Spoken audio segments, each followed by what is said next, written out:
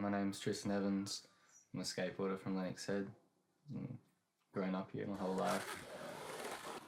Just cruising. I do some tattoos from home and stuff, hopefully. Just discover more about that in the near future. Maybe study it, go through Europe and travel. Probably just my friend group and just the whole environment around the area. Just how blue the sky is really and how green the trees are. It's just a beautiful place to live, right next to the water. Oh well, obviously just the sounds of the skate park and whatnot, oceans, such a natural place, listening to birds in the trees.